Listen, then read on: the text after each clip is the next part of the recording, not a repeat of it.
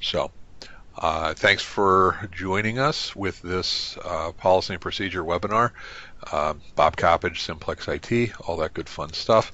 And we actually have a lot of stuff to cover, and would really appreciate any kind of feedback from you folks in terms of what you're looking to get out of this. That'll help in terms of the direction. Those of you who have ever heard me speak, it's never it's never pretty. I mean, I'll go all over the place as far as topics and all that kind of fun stuff goes. So please help guide me on this one. So um, hopefully you can all see this document I got shared. Of course, PowerPoint, death by PowerPoint. Simplex IT, for those of you who aren't aware, we do a lot. We're a managed service provider, but we do a lot of other tasks as well. Some of the folks we work with. This is our calendar coming for the rest of the year. As you can see, we got a lot of stuff coming up. Some things that are particular of interest to, I think, management is one in November. We've got a IT topics that CEOs need to know. Not on the technology side in terms of the geek tech stuff, but just things that they should understand, such as how do we deal with business continuity, how do we deal with security, all that kind of fun stuff. And then IT security from a CEO's perspective is a webinar on December 19th. So all of these are, as always, they're free, they're open to the public, and hopefully not too much of a sales event. So we've got that stuff going on. We are traditional MSP, virtual CIO, as well as do SQL and project management stuff. Some caveats on this discussion. We actually decided that this policy and procedure thing was important to organizations about 5 or 6 months ago, and we actually did a couple of we did one half day and one full day policy and procedure development workshop, which worked really well for us. And we decided to just throw this in as a webinar as well. So that's what's going on here. And some caveats, though. Number one, we're not HR people. We never have been, never won't pretend to be. We're technology people that try to make that transition or deal with HR, with business, with accounting, with all of that kind of fun stuff. Second is, none of this stuff should be considered blessed by formal requirements, HIPAA, SOX, anything along those lines. So it's usual, it's usable, but the additional stuff you need to take it to the next level. We're also talking about small to medium organizations that have an average requirement for policy and procedures. So we're not going deep into the detail, certainly not for this conversation. But we feel that small, medium businesses have just as much of a need to really set out what the expectations are for the organization and for the employees. And then four is, if you're looking for us to tell you specifically what your policy and procedures should be, we don't do that. Instead, what we're talking about here are the areas that you need to make some decisions on, decisions being management needs to make decisions on, and then the policy and procedures, then these documents and these type of processes become fairly useful. But the management needs to be involved with some of this, and we'll go over some of these specifics, just like any other policy and procedure. Okay, and again, any questions you have, just throw them onto the conversation in the chat window, and happy to handle those. A lot of the needs for policy and procedures has come from security and the advent of both security in terms of employee theft, because that is really an underreported, where employees take valuable information from an organization, and they take it to the next organization, as well as employees do things that they shouldn't have done in terms of creating opportunities for bad guys and all that kind of fun stuff. And when we talk about IT security, we talk about this in terms of 4 pillars, which actually the organization CompTIA developed this a couple of years ago, and we like it. And that's products, people, processes, and policies. And in many cases, the products and the processes get way too much attention. We need to buy the latest technology solution, or we need to hire these people who are specifically security oriented, and we have to have these processes and all of that kind of fun stuff. But you also need policies, and we'll talk about why.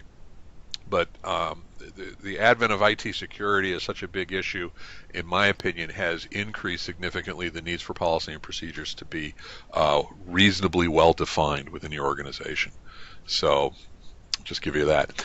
And one of the first things that I suggest when I talk to companies about policy and procedures and how well you want to define stuff is really to kind of do a self-assessment in terms of security, of how, and this is in two facets. One is where your organization is in terms of security and well-defined policies and procedures, and also where you want to be.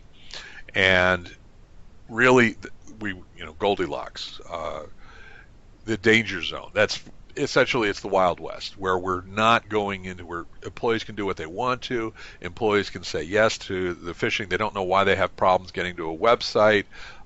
There's no official policies. There's really no. People can do whatever the heck they want to. Both from a procedure standpoint, in terms of how do they accomplish things, and from a policy and procedure standpoint, in terms of telling the employees what they can or can't or should or should not do. This is where a lot of companies have been. Thankfully, most companies are trying to get out of this, but this is often where companies are.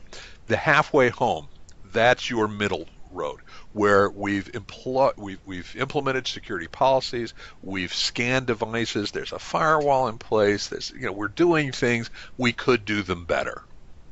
That's where companies are more frequently today. And then we talk about the lockdown. That's essentially where you're doing everything right. Where you're basically blocking things, locking things down. Your employees know what they can or can't do. They know what they should or shouldn't do. They know what the ramifications are, both in terms of them from an employment standpoint, as well as the organization from a vulnerability standpoint.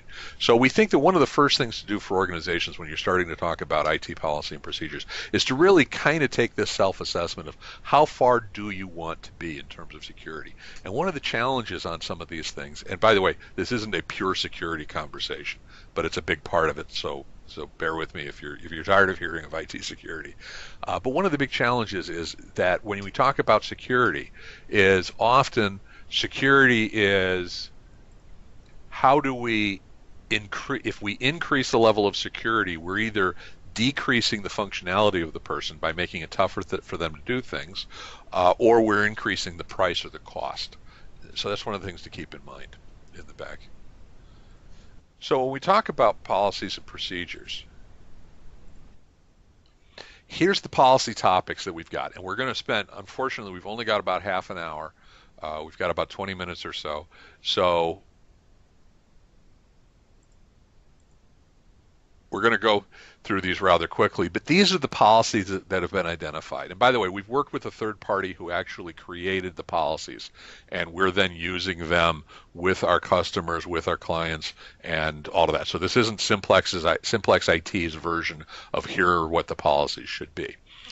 But really, we've got these 10 policies that have been, or topics that have been decided or have been identified. And we're going to go through relatively quickly on each one of them. And as I mentioned, if you have questions about any of these, feel absolutely free. Just put something in the conversation window, and I would love to get that, because otherwise I'm flying blind here. So we're just going to go through each one of these. So first of all, the written IT security policy, that top level, is why are we doing these policies? Well, we want to ensure that the company data stays secure. And we also want to protect against anticipated threats or hazards, and we want to protect against unauthorized access to such information. It sounds pretty simple, but one of the challenges that we have with organizations is in some cases, we actually, by giving people additional access to information, we make them more productive, because they're able to get access to things, so they're able to do things, they have more information. Okay, that sounds like a winner. But the exact same thing can happen where we give a person access that they shouldn't have, and they could use it for nefarious, for bad use, bad purposes.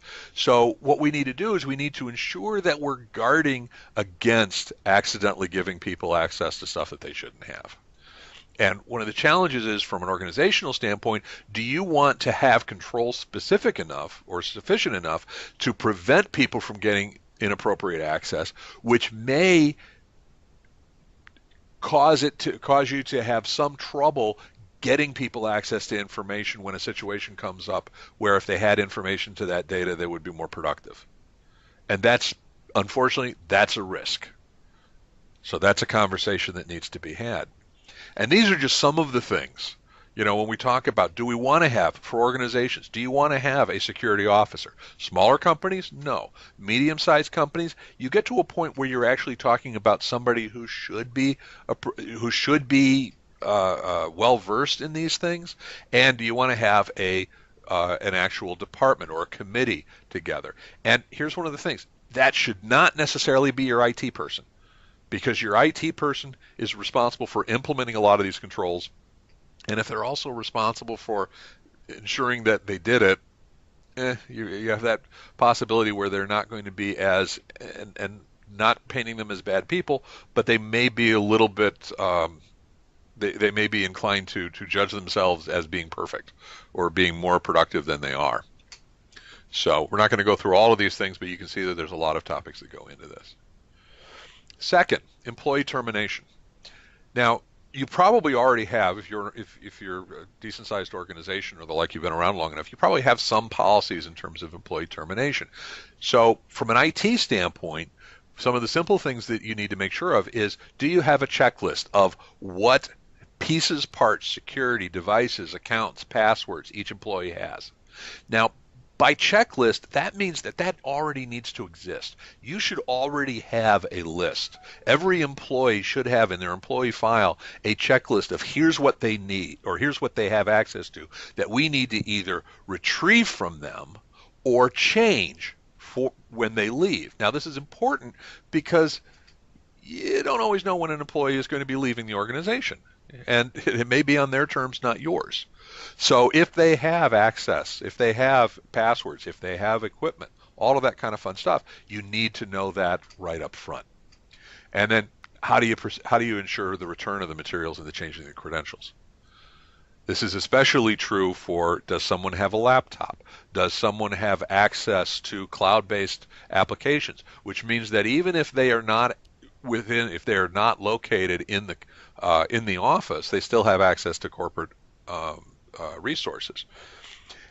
And then this is one that often gets forgotten. What happens to their email? And by that, I mean what happens to the email that they have received, their mailbox up to this point, and then what happens to email that's going to be sent to that person tomorrow or after they have left. Now, we're not only talking about access to the email, but who's going to take responsibility for replying to emails? Who's going to be taking responsibility for looking into the history of the emails if there's any open items? So you need to have at least those three reasonably well defined. We did a webinar about 2 or 3 months ago about using Office 365 for employee termination in terms of how to deal with that. It's up on YouTube, on our YouTube channel. So, okay, so this is the second policy and procedure. There should be some process defined as far as termination.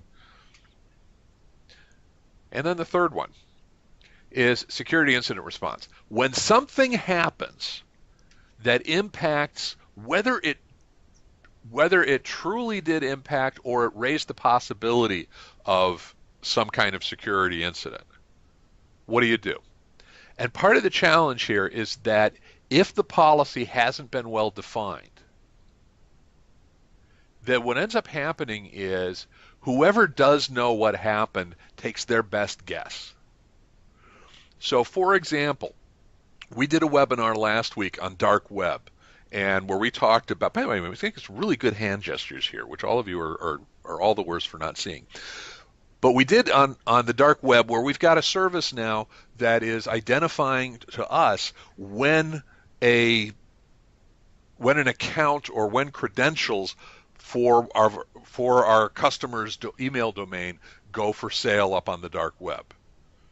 Okay? Well, that represents a risk, but what do we do? What does our customer do about that once they know that employee XYZ was hacked? Do they tell anybody? Do they tell the appropriate people?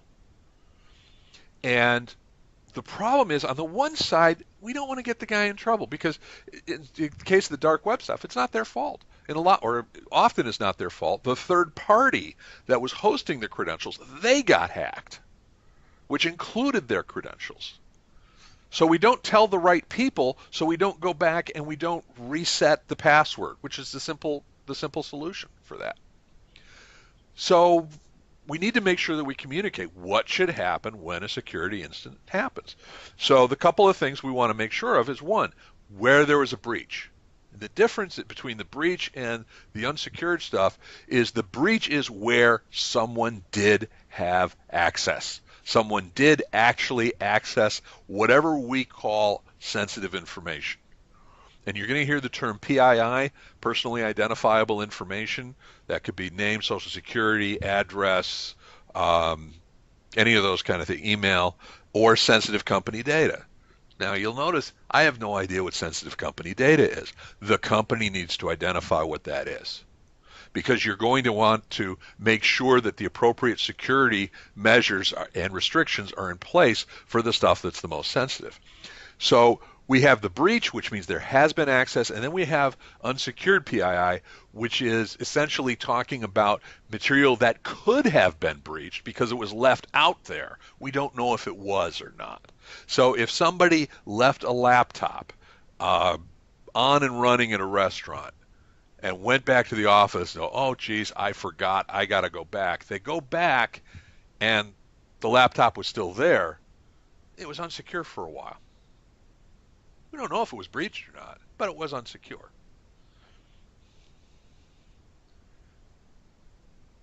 So what do we want to know?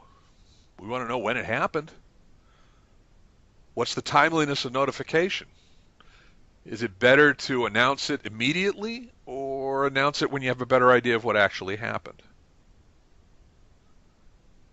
And then, do you have requirements to notify media, federal, state? By the way, the federal and state, yeah, ask Equifax. Actually, we'll talk about that in a second. So you may or may not have requirements depending upon the industry, the type of company, and whether you have SOX or HIPAA or anything along those lines. You may already have requirements. And then there's also the stakeholders, your customers, your vendors, your employees. And there's also what happens if one of your partners, let's say you have some cloud services, and they get hacked, they have a security incident, and they inform one of your employees that this happened. Does your employee then have to inform somebody? I would say the answer is yes, within your organization, but this needs to be defined. And the problem is that we may, if we don't make these kind of definitions, we're leaving it up to the employee. And notice, I'm not saying the employee is a bad actor, but they don't know. And a lot of times we say, well, no harm, no foul, no harm done. We'll let it ride this time. Now, the problem is in a lot of cases for this stuff, you don't know if there's no harm done. So Equifax, for example, they had, if I remember correctly, the hack happened in May, as I recall. It was there for a couple of months. It was discovered towards the end of January, and it took them 6 weeks to report it to anybody else. Now, and they've also just noticed, or just announced, that the patches that would have prevented the hack were available months earlier than the time the exploit occurred. Think about that. So you have all of these things that could have been prevented, and you remember when we talked about pillars, one of the pillars we talked about was with the processes. If the processes include patching, how frequently do we update the patches? So the incident response, you don't want, if you were Equifax, you don't want to find out that some employee found the hack, but decided it wasn't worth telling anybody for a month. And to be sure, that did not happen in this particular case. But so, how do we tell? Who do we tell about security incidents? Sanctions. You got to let people know what the stakes are. And I'm just throwing these out as scenarios, but what happens to an employee if they? What if they inadvertently release information? What if they access stuff that they shouldn't have? If they just say, we're not following these policies and procedures, or they intentionally release. There's other sanctions, or other scenarios, there's a lot of other scenarios or sanctions that we'll talk about. as we go through this, but these are just some of the what happens when a person does this.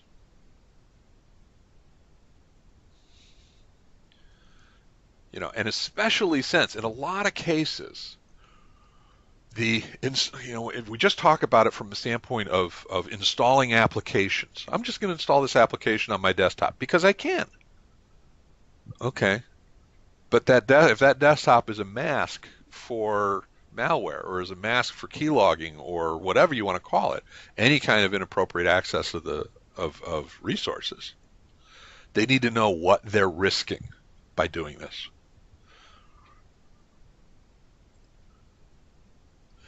Physical.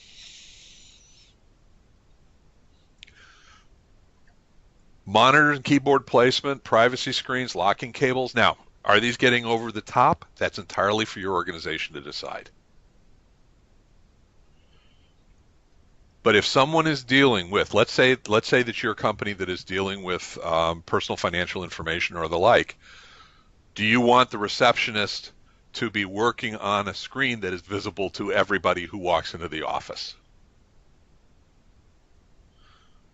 Probably not. Do you want people working on an airplane where you're already packed like sardines, where everybody can look over the screen or over the person's shoulder and see what the person's working on? Do we want to be able to send for a person to go into a cafe or whatever that has absolutely totally unprotected wireless communication and be sending extremely sensitive information across this free unencrypted wireless network?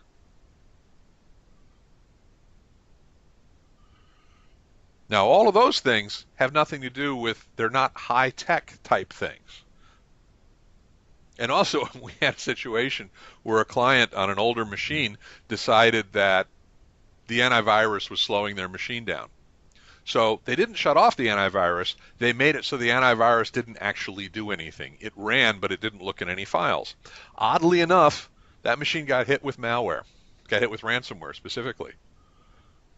The monitoring looked like the antivirus was running fine, but they found a way to basically sabotage it. That's a bad thing. What he did for good reason. It was well-intentioned. Same thing when we get into patching, like we talked about Equifax. Routine vulnerability scans. There's a lot of third-party tools, and a lot of them are pretty cheap, if not free, that'll actually look at vulnerability and give you an idea of what you got. So the stuff on the right is policy and procedures you give to your IT people that their processes are supposed to keep things up to date. And the stuff on the left is what you tell your people, your employees, what they have to do.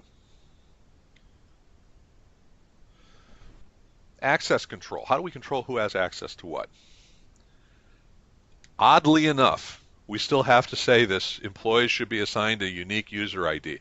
You'd still be surprised how many people will go, well, we've got 5 people in this position, so they'll all use the same user account. Okay, we have no idea who did anything. It could have been any one of these 5 people. Protect the user ID. Yeah, we talk about the password, but the user ID is not a bad thing to protect as well.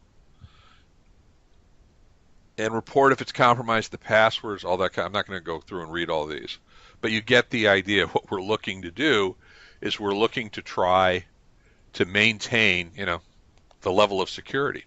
Now, we're not even talking about two-factor authentication or adding additional sophistication. We're just telling people to use the tools, the base tools, effectively. And then log off locking and encrypting. The system should be locked if no one touches it for a while, or even logged off. If you go to lunch, your workstation should not be available for people to just do what they want to be able to do. If you've got sensitive data, it should be encrypted. If you've got remote access, it should be encrypted. Wireless access networks should be encrypted. Now, again, I want to stress that when we're talking about policies and procedures, the policy and procedures can make these statements if the company decides that it's important enough for them to have this. Now, in the case of some of these things, for example, okay, can we encrypt everything? Well, we can, but it's going to require some investment of some money for some hardware and software. Okay, is that worth it? And if the answer from management is no, because it will cost this much money, that's a management decision. It's not a technology decision. And management has said it's okay to run that risk. But if the policy and procedure is saying if we've got sensitive data, it should be encrypted, then the mandate to the technology guys is that's just part of what we do. When we buy stuff, we buy it with encryption. When we implement stuff, we implement it with encryption. And if some employee complains, now I've got an extra password to log on every time I boot my laptop, the answer from the technology guys is read the policy and procedure manual. Yes, you do, and yes, you have to. Otherwise, it turns into a technology conversation, which it isn't. Computer use. You have the two questions, and they're kind of interchangeable. One is, what can I use my company computer for in personal use? And the second is, what can I use my personal computer for company use? This is the first one. And boy, is this simplified. The document that we've got, because we have a set of full policy and procedure documentation that we're working with or working from. It's about 40 pages. This is a lot of stuff. But the bottom line is, what can an employee reasonably use their computer for? Now, my response for this used to be, years ago, about 5 years ago, was treat it the same way you treat a phone. Treat it the same way you use a fax. Can an employee use their phone to make personal calls? Can an employee use a fax machine for personal faxes? In which case it was like, yeah, as long as it's local, whatever. No, not anymore, because these devices are ways to get into the corporate structure. Okay? And what they do may or may not impact both use of the corporate resources as well as other things. So we're going to just to point out some of the high points here. We're going to provide computer systems for employees so you can do your job. And some of the things that should absolutely be stated, we can remove or deactivate any employee user privileges when necessary. You're going to be assigned a password, and this is the big thing. You should have no expectation of privacy. This should be declared in every policy and procedure manual. As far as what you do on this computer, you have no expectation of privacy. Anytime any of us wants to, by whether it be the technicians, I shouldn't say that, the technicians, when appropriate from a business purpose, you have no personal expectation of privacy on your computer that's owned by the company. Okay, now let's take this a step further. Can the person run their eBay business on their workstation? Can they maintain a website? Can they go to Facebook? Can they make comments? Can they go to websites or make comments that some people would find offensive? Can they do any or all of these things? If you don't state it somehow from the policy and procedure, then the person has a somewhat legitimate right to say, I was never told I couldn't. So, and you can take this to an nth degree.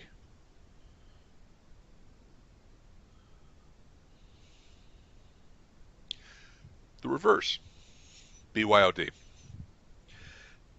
Here's the thing. The BYOD concept is a great concept from the start. Bring your own device. And really, it's not even bring your own device. It's really use your own device, because the device is probably at home. But if you use a non-company or non-corporate device to access company or corporate resources, the challenge is in theory, your IT resource, whether it be internal company or whomever, is maintaining your stuff so it's up to snuff. It's patched, it's secure, it's monitored enough so that it's not being used for inappropriate things. It doesn't contain inappropriate hardware or software. You don't know that when someone's logging on from home with their computer. So if you've got somebody who's got a keylogger, which is a piece of software that actually records and transmits every keystroke that a person makes, and they decide to then log on remotely onto your network and gather your data, Congratulations, that keylogger just shared all of those, including the passwords and the account names, all the information necessary for that bad actor to reproduce that remote connection from whatever machine they want to. I'm exaggerating a little bit. And you don't know that because you can't monitor or control their system. But that person's just trying to be productive from home. That's so nice of them. So management needs to make that decision of how much control and how much rights or monitoring or whatever do they want to inflict upon people who are willing to use their own equipment, or do you want to provide them with computers that they can actually use at home? Or do you want to say, yeah, you can go ahead and use it, but I'm going to monitor your home computer? All of those have their own goods and bads. All of them have pluses and minuses. Oh, and I should add, there are also other security. You can add additional security functions or features on your equipment that kind of protects you from those types of situations. So you can also just spend more money to protect your stuff. But management needs to make those kind of decisions and then define it in the policy and procedure.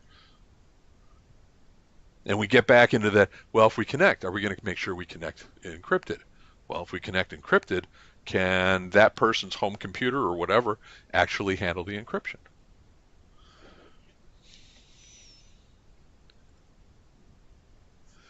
Equipment disposal. What has to happen? If we're getting rid of computers, if we're getting rid of equipment, what do we need to do in order to make sure it's appropriately disposed of? Now, the most obvious one is the hard drive. What do we do with the hard drives? We need to make sure that it's appropriately wiped, removed, all of that kind of fun stuff. And then what do we need to do to move it out of inventory? This is both to make sure that the data is actually destroyed.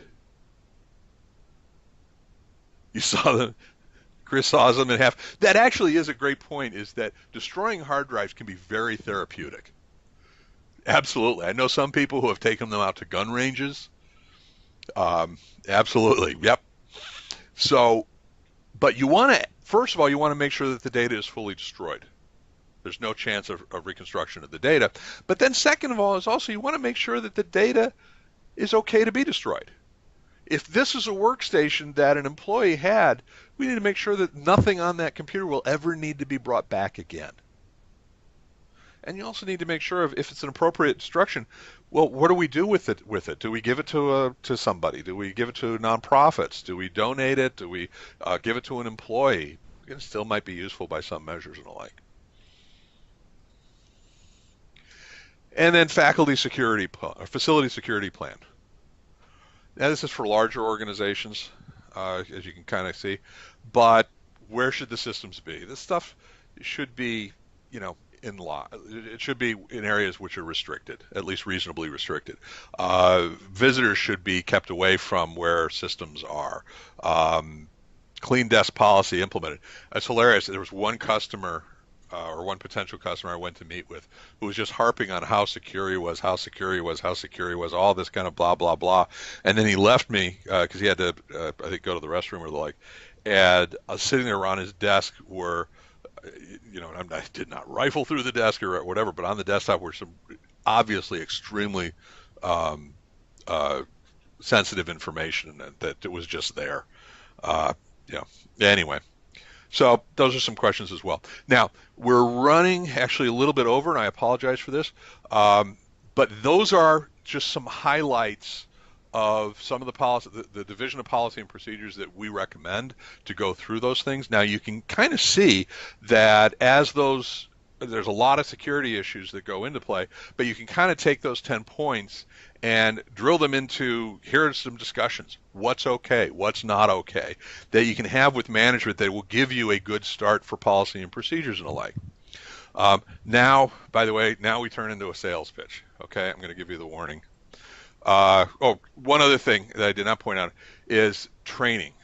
It is so difficult to define these days what employees should or should not do consistently. And so what we recommend strongly is if you can come up with some level of end user security or security awareness training so that all employees have gone through the same process, and you can say that, and this is especially becoming more and more true for insurance purposes, if you can specify if you're doing any kind of policy that includes IT type of issues or the like, that this is becoming actually very useful. But if you can provide some level of here's training that all of employees have had, it doesn't have to be days, it can be like an hour or two. So that's good as well. So here's the offer. And I apologize if we split into sales pitch. By the way, if anybody has any questions, please let me know. We've got a policy and procedure library that's specific to all of these 10 topics we just talked about. It's about 42 pages, not 40, font size or the like, but we'll make this entirely available to you in Word format. We'll spend 4 hours consulting time where we'll go through those each policy by policy to kind of hone you in on what you want to do. Again, we're not HR people, but we'll also make the portal that I just showed you, that this is about a 1.5 hour training, that policy it's a portal you can set up for all your employees and for new employees to basically have them go through that training.